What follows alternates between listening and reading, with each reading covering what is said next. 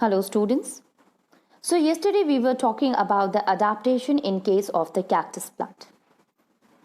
Cactus plant, they are having some features which enable it to survive in the desert area, in that hot and dry climate. So you see that they do not have a leaves, or we can say the leaves get modified into thorns and spine, which reduces the loss of the water. The second thing is the green stem. So it is green in color, which proves that it is having chlorophyll and which carries the process of photosynthesis in plant. Or roots, the roots, it goes deep inside the soil in search of the water. Later on, we started with that of the mountain region, habitat of the animals who live in that particular area. So the plant and the animals which live in that mountain region must possess some characteristic which enable them to survive in that condition. So what are the different conditions in a mountain region? The first thing, heavy rainfall. Second, in winter condition the temperature is very low, and due to which the water which is present in the soil, it freezes. As well as snowfall is there, and it is also very windy. It means the speed of the wind is very high. So you see the plants which is present in case of that of mountain region, they are of a cone shape, and this shape, it help in sliding of the rainwater and that of the snow without damaging the branches of the plant. They are having a needle shaped leaves, and this shape, it reduces the surface area, and due to which the loss of the water will also get reduced. The leaves are having a layer of a cutin, that it is having a cuticle layer which reduces the transpiration process. And if a leaf is having a broad leaf lamina, it gets shaded off onset of winter. Then we discuss about the animals who live in that mountain region, like that of the yak or snow leopard or mountain goat.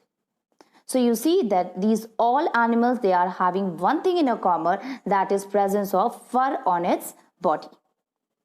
So fur or a hair which is present on its body is responsible, it acts as an insulator which help in keeping their temperature, maintaining their temperature and protecting their body from the cold climate. Now today we will start with the another habitat, that is the grassland and forest habitat. Now today we will talk about the another kind of a habitat, and that is grassland or a forest habitat. Now the term forest, as it comes in the mind, you see that that area which is covered with the trees and the plant. Okay, so if a large area of the land is covered with the trees and the plants, we termed it as a forest. So a large area of a land covered mainly with the trees and the plant is called a forest. Grassland, it is also a large area of a grass which is the land which is covered with that of the grasses, and this land is used for the grazing purpose. So a large area of the grass covered land used for the grazing is called the grassland. Now you see student, in grassland there are very few trees.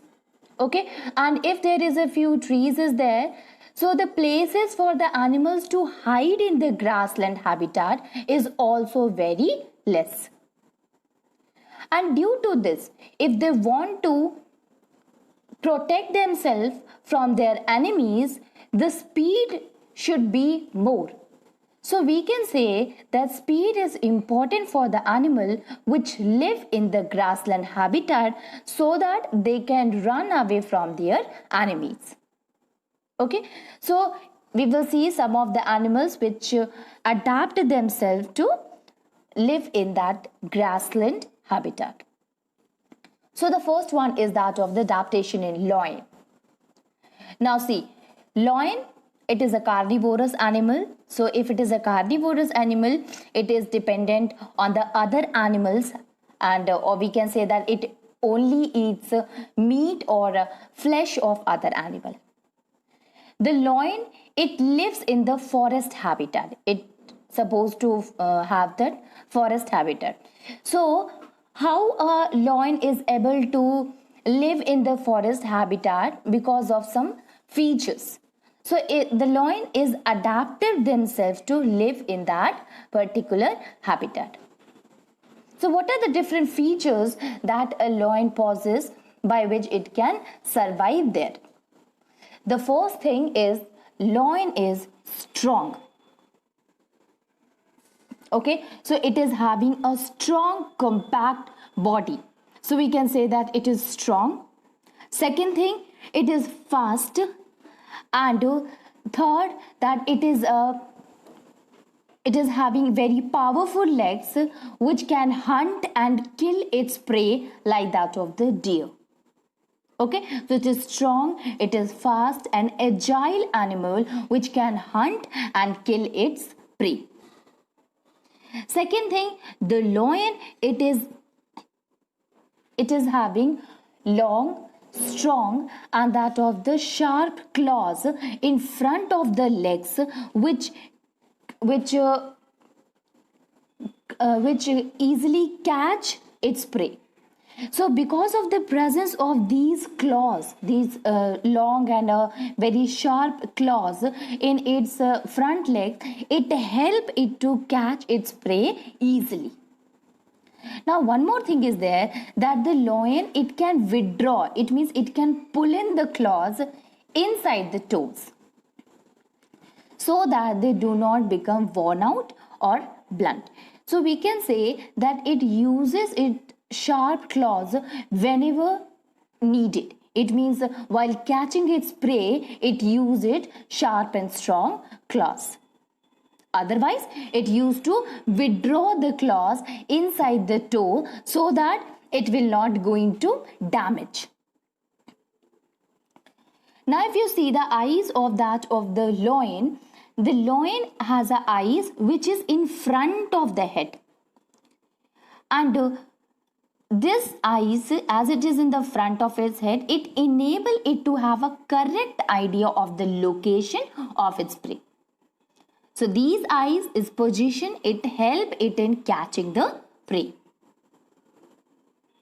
Fourth one, it is a light brown in color. So this light brown color, it help the lion to hide in a dry grassland. Okay, because the dry grassland is almost a light brown in color. So without being noticed, it can hide itself in that in the grassland. Okay, when it hunts for the prey. So these are some of the adaptation which a lion possesses, which a lion have, so that it survive in that forest habitat. The first thing, it is very strong, it is very fast, and due to which it can hunt and kill its prey. The second, it is having very sharp and long and strong claws in its front legs which help it to catch its prey. Okay, and this claws, it will not remain outside but it will present inside the toes, and whenever it catches its prey or whenever it is needed, lion take it outside. Till that, it pull in the claws inside the toes. Eyes, the eyes of the lion is in front of its head, and due to which it get a correct idea of the location of its prey. Its color, it also help it to hide himself in that of the dry grassland whenever it hunt for the prey. Okay, so without being noticed, it can hide itself. Now we will talk about that of the another animal, that is the deer. So we were talking about that of the carnivorous animals, that how a carnivorous animal, they are able to survive in a grassland or that of the forest area. Okay, Now we will talk about a herbivore animal, that how a herbivorous animal is able to survive in the forest habitat. So the deer. Deer is what? It is a herbivorous animal. It means it eats only the plant material as food. Okay. So deer is also another animal which lives in forest habitat. So we can say that deer, it is a herbivorous animal which eat only the plant, and like that of the lion, it also live in the forest habitat. But lion is a carnivorous animal and that of the deer is a herbivore animal. So deer must have some features which help it to adapt to that of the forest habitat. So what are the different features does a deer have? The deer, it is having the eyes. You can see the eyes of the deer. These eyes are on the side of its head, okay, on the both of the side of its head. So what is the purpose of these eyes which is present at the sides, not in the front? Because these eyes enable it to see in all the direction at the same time.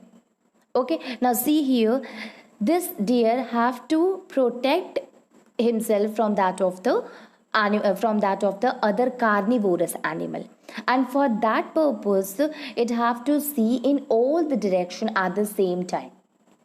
And for this purpose the deer is having eyes on the both side of its head. So the all around vision of the deer, it help it to see animals like that of the lion which can kill it in all the area around it. So these eyes, it help in giving the view of all the direction, and due to which deer can see the other animals which can kill it like that of the lion, and protect itself from that of the carnivorous animals. So eyes are there to protect it, to see the all the direction at the same time. Now if you see the ear, student, so deer is having big ears also. So what is the purpose of the ear? For hearing. So it is having a big ears for good hearing. So the big ears, it help the deer to hear the movement of the predators like lion very easily.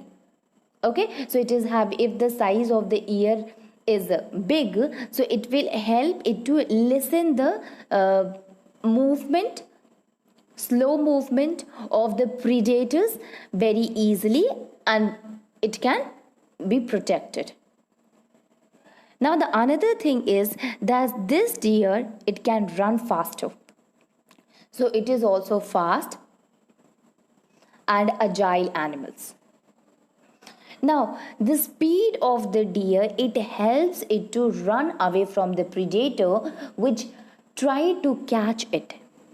So this herbivorous animals, they run faster to escape themselves from that of the predators, and that's why they are having speed, they are having good speed, they are fast. Next one is that the deer, the color of the deer is brown. Okay, so the brown color of the deer, again it help it to hide in the dry grassland without being noticed by the lion. Okay, finally the deer is having strong teeth for chewing hard plant stem of the forest. So it is having a teeth which is strong. Why? Just to chew, because it is a herbivorous animal, so it eat only the plant material as a food. So these strong teeth help it to chew hard plant stems of the forest. So these are some of the features of the deer by which it can live in the forest habitat. It is having eyes on the both of the side of the head, which enable it to see the all the direction. It can see its predator very easily. Second, big ears, it help it to hear the movement of the predator very easily.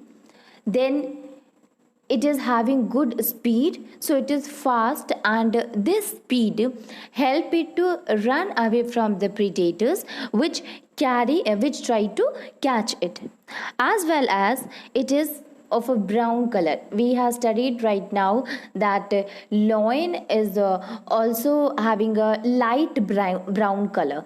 So this brown color or a light brown color, it help both of them to hide, but the case are different. Their loin want to hide himself so that its prey cannot see it. Okay, and that color will help lion to catch the prey. But deer, it wants to hide in dry grassland so that the predator do not catch it. So one want to catch it, the another want to protect itself. Okay, but the purpose of the brown color of their body, it help it to hide in that of the dry grassland. It is having a strong teeth because since it is a herbivorous and totally dependent upon the other plant material, so they are having such teeth which help it to chew it easily. Okay, so these strong teeth, it help it for chewing the hard plant stem very easily. So these are the adaptation of the animals which live in that of the grassland area. So you see that they had adapted themselves so that they can live easily in that of the grassland or the forest habitat. Okay. Now we will see the another kind of a habitat, and that is the aquatic habitat. So right now we were discussing about that of the terrestrial habitat, student, that terrestrial habitat is basically classified into three. The first one we studied is the desert, which is having very hot and a dry climate. Okay, and the animals who live there, they live according in such a way that it prevents the loss of the water. Okay, its body is like that, whether it is a plant or the animal, they adapt themselves in such a way so that they can survive in that hot climate. The second one is the mountain region. So there you see rainfall or the temperature is very low. It means it is having a very cold climate. So the animals who live there, they are having fur which protect it from that of the cold temperature, while that of the plants, they are having a needle shaped leaves which help in reduction of the loss of the water, since their in spite of that of the cold temperature, speed of the wind is also very high. Next one we studied about that of the grassland. So you see the animals who can live easily on the land where the temperature is not very cold, not very hot, but is a very favorable condition, you can say, is a moderate temperature. So most of the plants, they can survive in the forest area or that of the grassland habitat. They shows the grassland habitat because it is the best temperature for any of the plants to survive easily. As well as we have seen that there are different kind of animals which is present in that of the terrestrial habitat, including herbivores or the carnivores. Now we will see that of the aquatic habitat, student. So aquatic, the term comes from aqua. Aqua, it means water. Okay, it means water. So aquatic, the habitat which is having water all around, that we called as an aquatic habitat. Now what are the different aquatic habitat?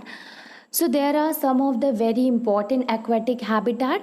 and that is the water bodies, different water bodies, that is the habitat only. So ocean or ponds or lakes or rivers, these are the different water bodies, and the animals, they live there. Okay, so we can say that these are the different aquatic habitat. Okay, now if suppose we will talk of that of the ocean, student. So ocean, it contains a lot of a salt dissolved in it. So we can say that since it consisting of a salty water, or the water is very salty, ocean is not a freshwater habitat. Okay, on the other hand, if you see that of the pond or lake or river, pond, lake, stream, and that of the river, they do not contain, they do not have a salt dissolved in it, and thus we call them as a freshwater habitat. So the water body, so the water which contain a lot of a salt dissolved in it, that is a salty water. So we will not consider them as a fresh water, but we will use another term for it, and that is known as a saline water, saline or a marine water. What does that mean, student? It means it consisting of a lot of a salt in it. Okay, while there are some water bodies including that of the pond, lakes and river, they do not consisting of a salt in it, and that's why they are known as a fresh water. Okay, so these are the freshwater habitat.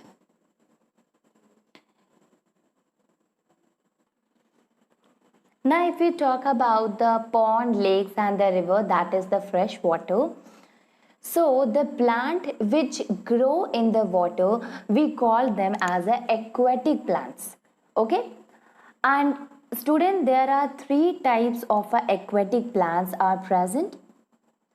So, you have seen that some of the aquatic plants are there which can float on the surface of the water. Okay, so they float on the surface of the water, like that of the lettuce, water lettuce, or that of the water hyacinth.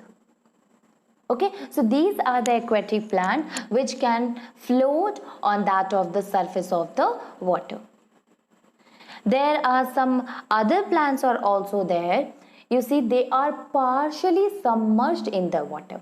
If you are using the term submerged, it means half of the portion of that plant is under the water and half of the portion is float on the surface of the water. So we can say such aquatic plant, such plant which in that of the water, if they are partially submerged in the water. So this is another type of a aquatic plant. One totally float on the surface, another is the partially float on the surface. It means half portion is under the water. Now, what is the features of these partially submerged water? That is, the roots of the partially submerged plants, they are fixed in the soil below water at the bottom of the pond, lake or the river. So either maybe they are floating, they are half floating on the surface, but the root of these plants, they are fixed in the soil. Okay, so they do not change, they do not float at all, but it remain fixed, its root remain fixed in the soil below at the bottom of that water body, especially in that of the pond, lake and the river. Now the stem of such plant, it grow up to the surface of the water, while the leaves and the flowers, they float on the surface of the water. Okay, so why it is known as a submerged? Because some of the part of the plant is inside, it is under the water, while some of the part is on the surface of the water. So the roots, they are fixed in the soil at the bottom of the water body, while the stem, it is present in the water but it goes up to the surface of the water, student. While that of the leaves and the flower, it easily float on the surface of the water. So the shoot part, it remain floating that of the surface of water, but the root portion is remain fixed in the soil. Okay, so one portion is under the water, it is fixed, and the another portion it can float and it is above, present on the surface of the water. The examples of the partially submerged plants, submerged in water plants, they are that of the lotus or that of the water lily. Okay, so these are the two examples of aquatic plant which can easily float, the portion, one portion easily float on the surface of the water, another is in the water. So we can say these are the examples of a partially submerged plants in water. Now there are some other plants are also there, student, which remain completely in that of the water. So we can say that they are not partially submerged in water, but they are completely submerged in the water. Okay. So in this one, the root of the submerged plant, they are also fixed in the soil below the water, at the bottom of the pond or the lake or the river, as well as the other parts also, like that of the stem or the leaves or the branches, they also grow under the water. So roots of that of the submerged plant, that is also fixed in the soil. It is present below the water at the bottom of the water body, as well as the other parts also it is present inside the water. Before that we studied in the partially submerged, so half portion is inside that of the water and half portion is float on the surface of the water, and that's why the name we use it is partially submerged. But here the plant, it is completely submerged in the water. So all the portion, whether it is a root or that of the shoot, including stem, branches, they all grows under the water. Example is that of the hydrilla. You can see here hydrilla. Okay, or Vallisneria. You have listened about the hydrilla very much. So hydrilla or Vallisneria, these are the some plants which are completely submerged in the water. So in fresh water plants, they are basically divided into three types. Some plants, it totally float on the surface of the water, like that of the water hyacinth or water lettuce. Other plant, they are partially submerged, like that of the water lily and the lotus. Okay, you have seen lotus where the roots are at the fixed, while the lotus flower, it remain float on the surface of the water. While there are some of the aquatic plants which are completely submerged in the water.